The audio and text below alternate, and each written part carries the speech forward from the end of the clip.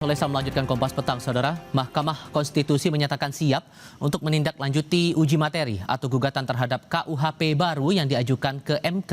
Wakil Ketua MK Saldi Isra menegaskan pengujian undang-undang merupakan proses konstitusional yang biasa dilakukan. Total 8 permohonan uji materi terhadap KUHP baru tercatat masuk ke MK. Wakil Ketua MK Saldi Isra menyatakan MK siap menindaklanjuti setiap permohonan pengujian undang-undang yang masuk. Menurutnya, pengajuan uji materi merupakan hak konstitusional warga negara dan akan diproses sesuai mekanisme yang berlaku. MK dijadwalkan mulai menggelar sidang perdana terhadap permohonan itu dalam waktu dekat. Nggak ada yang baru ya. Ya kan kalau orang mau mengajukan pengujian undang-undang yang namanya pengujian undang-undang kan sama saja. Mau KUHP baru, mau KUHP baru, ya kita akan proses seperti biasa. Jadi kita tentu siap untuk menghadapi ini, karena ini kan sudah menjadi bagian yang diserahkan ke Mahkamah Konstitusi kalau ada yang mengajukan permohonan. Terdekat hari Jumat ya kalau saya tidak salah. Besok kita sudah mulai sidang. Iya. Tapi kalau apakah KUHP itu atau KUHP itu masuk besok, saya harus cek dulu. Di lain pihak, Wakil Ketua DPR RI Sufmi Dasko Ahmad menegaskan KUHP maupun KUHP yang resmi diterapkan saat ini telah sesuai syarat pembuatan undang-undang. Menanggapi kelompok masyarakat yang mengajukan uji materi KUHP baru ke MK, Dasko menegaskan pembentukan KUHP maupun KUHP telah melalui mekanisme yang panjang termasuk melibatkan partisipasi publik. Meski begitu, ia mengakui pihaknya menghargai hak warga negara atau organisasi yang akan melakukan uji materi ke MK. Menghargai hak warga negara, sekelompok orang, organisasi yang akan melakukan uji materi. Nah, itu disitulah kemudian bisa dibuktikan apakah kemudian baik dari sisi formil maupun material itu bisa kemudian diuji di situ.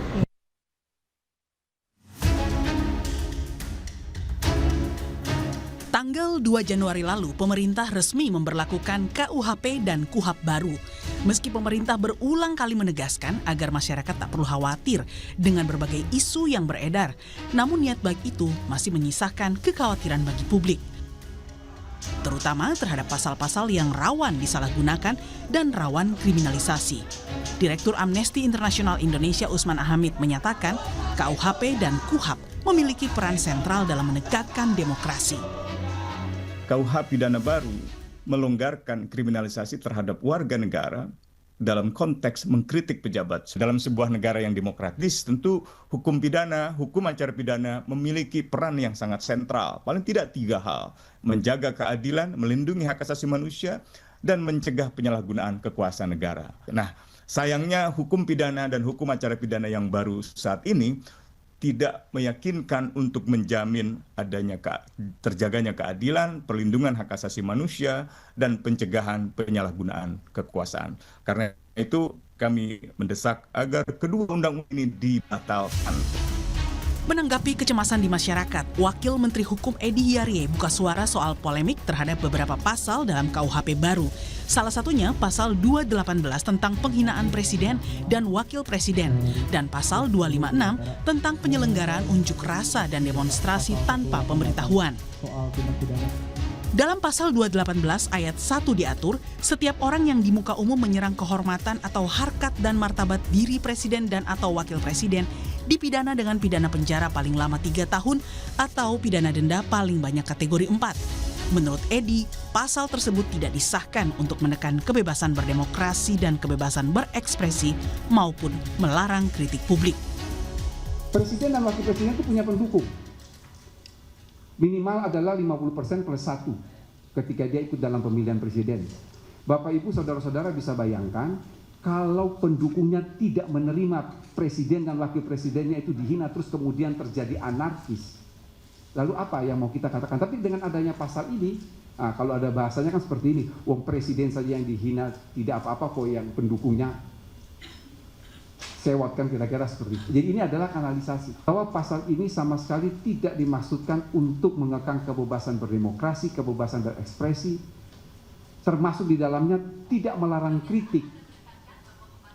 Mengapa kritik ini? Karena kritik dan menghina itu adalah 2 hal yang berbeda. Jadi Yang dilarang betul di dalam pasal 218 ini adalah menista atau memfitnah.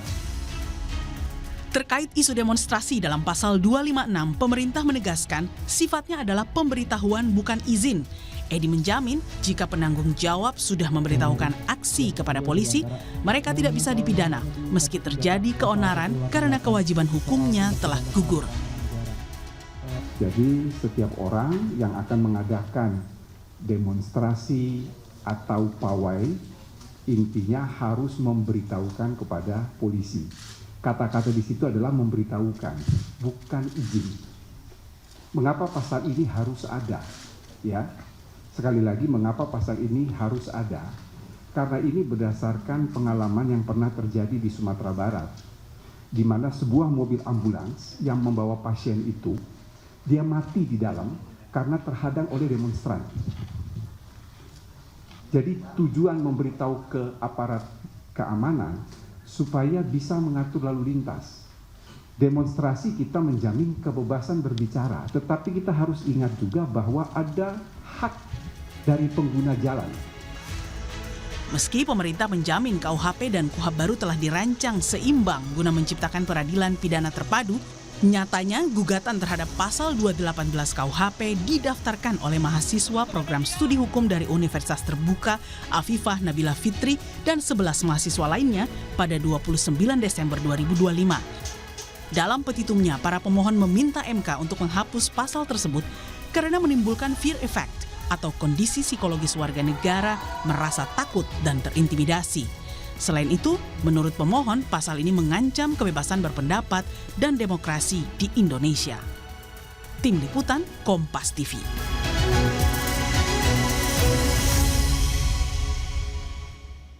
Alih-alih memberi kepastian hukum, aturan baru KUHP dan KUHAP justru memicu kekhawatiran serius terhadap kebebasan sipil, utamanya hak warga menyampaikan kritik. Apalagi baru-baru ini sejumlah aktivis dan pemengaruh yang vokal mengkritik pemerintah justru mengalami teror. Sehingga situasi ini memperkuat kekhawatiran jika ruang kebebasan sipil kian menyempit. Benarkah demikian? Kami diskusikan ini bersama anggota tim ahli KUHP Nasional Albert Aris. Juga bergabung bersama kami dosen sekaligus peneliti Posdem Universitas Andalas Ferry Amsari. Selamat sore semuanya dengan Tifal di sini. Selamat sore, Mas Tifal. Terima kasih semua sudah bergabung dalam diskusi kami kali ini. Bung Ferry, saya ke Anda dulu. Kita fokus pembahasan sesuai dengan topik ini menyangkut dengan pasal 218 dan pasal 256. Soal pasal menyerang kehormatan atau harkat martabat diri presiden, dari Wamenkum juga sudah menegaskan bahwa ini bukan masalah takut dikritik dan semacamnya, dan ditegaskan presiden wakil presiden adalah personifikasi suatu negara yang dilindungi dari negara itu apa? Kedaulatan. Jadi ini satu paket, Bung Ferry. Jadi kan harusnya nggak perlu dikhawatirkan dong soal pasal ini. Iya, ini kan sebenarnya tidak berdiri sendiri ya. Pasal ini dari pasal 217 hingga 220 bicara soal melindungi harkat dan penghormatan presiden. Kurang lebih marwah presiden mau dilindungi. Pertanyaan besar saya, apa itu penghormatan dan harkat martabat presiden? Apakah seorang penjual martabak juga tidak punya hormat yang harus dilindungi dan harkat yang perlu dilindungi? Apakah hanya karena jabatannya dia kemudian perlu dilindungi? Padahal semakin tinggi jabatan publiknya, semakin potensial dia harus dikritik karena dia memegang kekuasaan. Dan kekuasaan itu cenderung menyimpang. Jadi semakin tinggi dia semakin dikritik. Nabi saja dikritik boleh gitu ya. Tidak ada tuh yang kemudian di era kenabian itu dilarang untuk mengkritik Nabi. Nah ini presiden merasa lebih tinggi dari Nabi di titik tertentu. Kalau dibaca lagi ketentuan itu baik-baik, yang diserang harkat dan martabat presiden itu kan tidak hanya di dunia nyata ya, tetapi juga bicara dampak di dunia maya. Misalnya ketentuan itu jelas menyebut menggunakan teknologi informasi.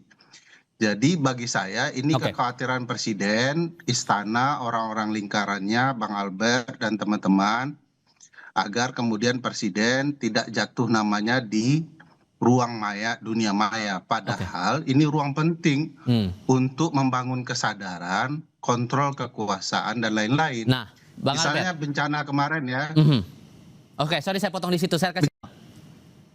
Ya, pertama-tama kami menghormati adanya pandangan berbeda dari rekan-rekan masyarakat sipil, termasuk dari Bang Ferry, Bang Usman Hamid, dan lain sebagainya. Ya. Tapi dalam kesempatan yang berbahagia kali ini, saya perlu menegaskan bahwa kritik sama sekali tidak dikriminalisasi dan juga tidak dipidana menurut pasal 218 KUHP baru. Kritik sebebas-bebasnya tidak masalah, tetapi yang dikriminalisasi dalam pasal ini adalah perbuatan penghinaan. Apa itu penghinaan? Penghinaan adalah menista, mencemarkan nama baik dan memfitnah presiden atau wakil presiden. Tapi jangan lupa, tidak akan ada proses hukum tanpa ada pengaduan yang resmi langsung dari presiden dan wakil presiden. Hal ini menunjukkan bahwa pasal ini sekaligus menutup celah buat pihak ketiga manapun yang mengatasnamakan kepentingan presiden untuk membuat laporan seperti yang terjadi di masa lalu. Justru kita sedang memperbaiki keadaan praktek penegakan hukum yang belum baik di masa lalu dengan pengaturan 218. Sorry saya potong, karena batasan kehormatan dan harkat martabat ini dalam wujud apa gitu, Pak? Begini Mas Ival, sederhana saja. Yang kritik itu ditujukan kepada kebijakan dari presiden dan wakil presiden serta pemerintah. Tetapi kalau penghinaan itu ditujukan kepada personnya, kepada kepribadiannya, kepada harkat dan martabat dirinya. Saya pikir konstitusi dimanapun menjamin kebebasan berekspresi dan berpendapat. Tapi tidak ada satupun konstitusi dimanapun yang menjamin kebebasan untuk menghina orang lain. Nah tadi saya menarik menanggapi sedikit apa yang Bang Ferry sampaikan. Mengapa perlu ada pembedaan antara penghinaan terhadap orang masyarakat biasa dan juga kemudian pejabat dan kemudian presiden. Hal ini sudah pernah diuji di Mahkamah Konstitusi lewat putusan MK nomor 6 tahun 2007 dan putusan MK nomor 13/22 2006. MK sendiri memang memungkinkan adanya pembedaan antara penghinaan terhadap masyarakat biasa dan penghinaan ditujukan kepada pejabat serta penghinaan ditujukan kepada presiden gitu ya. Nah, saya ambil contoh aja, perbuatan makar aja dalam konteks pidana. Makar itu adalah mencoba menghilangkan nyawa presiden atau wakil presiden. Itu dibedakan dengan pasal pembunuhan berencana loh. Beda, ya kan? Terus juga pasal penghinaan, pasal penganiayaan terhadap presiden itu dibedakan, Mas Iqbal. Nah, tadi menjawab pertanyaan Mas Iqbal tadi. Batasannya apa sih untuk kepentingan umum dan terpaksa membela diri? Nah, justru di dalam pasal 218 ayat 2 itu, pembentuk KUHP mengatur alasan penghapus pidana. Artinya apa Mas Iqbal? Sekalipun perbuatan itu adalah perbuatan penghinaan kepada presiden atau wakil presiden. Baik. Tetapi pembentuk undang-undang memberikan alasan penghapus pidana tidak akan dipidana kalau itu dilakukan untuk kepentingan umum atau karena terpaksa membela diri. Oke, Bang Ferry sudah cukup jelaskah batasan itu, Bang Ferry, menurut Anda?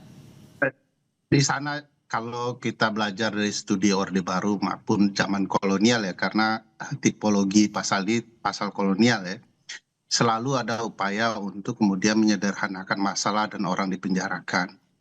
Kalau Bang Albert mungkin pernah hidup di era Orde Baru ya, dan atau membaca buku-buku seperti pergerakan yang berkaitan dengan kritik terhadap pemerintahan Orde Baru, itu terjadi pasal-pasal yang disebut pasal karet yang kemudian dimanfaatkan. Kedua, misalnya kalau bicara bahwa ini delik aduan, kan disederhanakan, lebih dimudahkan delik aduannya. Presiden melalui kantornya bisa mengirimkan surat. Nah, perlu diketahui bahwa polisi dan jaksa kan anak buah presiden ya. Gimana dia kemudian tidak akan bergerak untuk melindungi martabat presiden. Padahal hal itu remeh-temeh. Misalnya saya mau mengkritik cara presiden yang salah terus menyebut tahun ya. Dari 2021, 2025. Ini presiden punya pemikiran yang fokus atau tidak? Apakah itu juga menjatuhkan marwah presiden? Anda berarti meragukan kalau kemudian presiden wakil presiden akan langsung menyampaikan aduan itu ke polisi, malah akan ada kuasanya untuk mengadukan pasal itu? Saya pada titik tertentu yakin surat itu akan mempermudah orang dipidanakan dan ditakut-takuti dalam hal berurusan dengan presiden.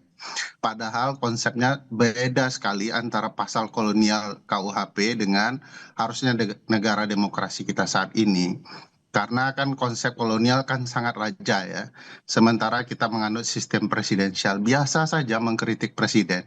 Donald Trump sedang habis-habisan dikritik sekarang. Dan kerjaan Donald Trump meniru Pak Prabowo juga dengan pasal-pasal ini ya. Menakut-nakuti orang untuk kemudian diancam. Di titik tertentu bahkan di dunia maya itu berapa banyak orang kemudian kehilangan hak berpendapatnya hanya dengan diberikan contoh satu waktu ketika presiden Baik. melaporkan seseorang. Bang Bagi Albert, saya ada kekhawatiran tidak elok kalau tidak langsung presiden wakil presiden yang mengadukan, ada kuasa di situ. Ya, bukan kuasa ya, tapi gini, presiden dapat Kasih surat. membuat pengaduan secara tertulis gitu ya. Tetapi begini, kita tahu presiden juga tidak diwajibkan untuk menggunakan haknya untuk mengadu. Artinya gini, kalau betul terjadi penghinaan, misalnya kepada presiden dan wakil presiden, presidennya tidak mau membuat pengaduan, ya artinya pendukungnya, simpatisannya juga tidak akan bisa membuat pengaduan atau laporan. Nah, inilah yang saya lebih katakan, mudah Mas sekarang, Ipal, Pak Albert, dengan surat justru saja. ini adalah keseimbangan antara kebebasan berekspresi dan berpendapat dan juga hak dari presiden untuk membuat pengaduan. Sehingga kalau saya perlu menyampaikan bahwa sekali lagi kritik sama sekali tidak dipidana. Yang dipidana adalah penghinaan, tetapi tidak akan ada proses hukum tanpa ada pengaduan yang sah dari pihak yang berhak, yaitu presiden wakil presiden. Kalau Itu kemudian salah satu begini. kritik publik ya. Salah satu kritik publik itu adalah soal kepentingan umum. Siapa yang menilai standar kepentingan umumnya? Nah, presiden kan di titik tertentu tidak merasa bahwa saya mengingatkan presiden supaya fokus agar tidak salah tahun adalah untuk kepentingan umum. Ya. Tidak elok bagi kepentingan umum presiden salah-salah tahun. Hal yang remeh-temeh seperti itu saja presiden tidak ingat, apalagi nama Bang Albert Aris begitu ya. Gini, Jadi bagi saya untuk kepentingan umum ini yang bisa ditarik boleh saya kasih contoh Bang Ferry, satu apa itu kepentingan umum? Alasan Iya, kepentingan penghapus umum pidana, Pak Albert iya. dengan Pak Presiden, Betul. Tapi kan polisi dan norma jaksa ini sebagai netral, bawahan Bang presiden Ferry. berbeda. Yang saya maksud begini, Mas Tifal, ini penting untuk diketahui masyarakat. Saya mau mengingatkan kasus Bang Haris dan Fathia. Alasan penghapus pidana yang ada dalam pasal 310 KUHP tentang penghinaan terhadap orang biasa itu juga diatur sama untuk penghinaan terhadap presiden. Dan jangan lupa, alasan itu digunakan juga untuk kepentingan pembelaan, dan kita menyaksikan bahwa kasus Haris Fathia itu adalah bukti perjuangan di pengadilan itu membuahkan hasil yang baik dan nyata. Buktinya Saya Haris dan pikir Fathia kasus diputus bebas. Haris dan Fathia itu dengan Pak Luhut ya, belum pernah jadi presiden.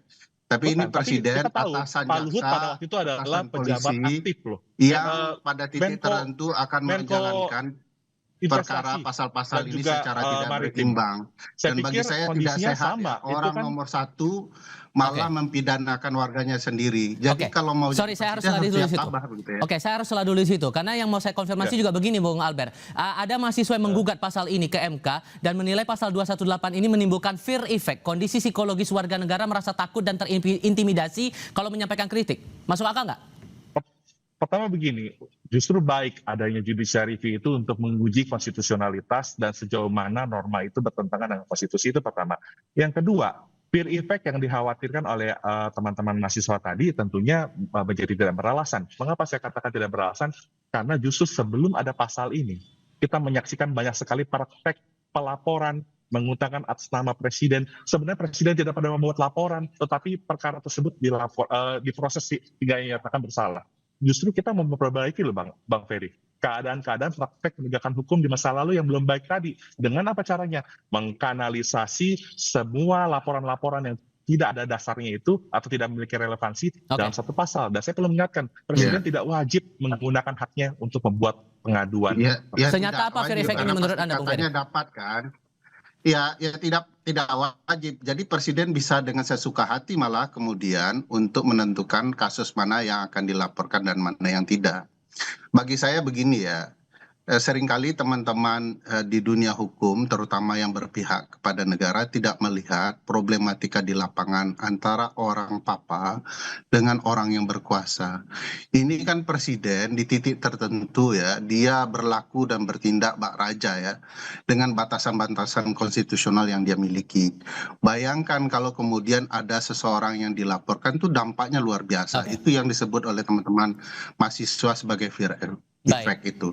Belum lagi kita bicara ya. Oke, sorry harus saya sela dulu karena tampaknya kita harus menyudahi diskusi ini. Kita akan coba lagi untuk di kesempatan berikutnya. Bung Ferry, Bang Albert, terima kasih sudah berdiskusi bersama kami. Selamat sore semuanya. Terima kasih semua.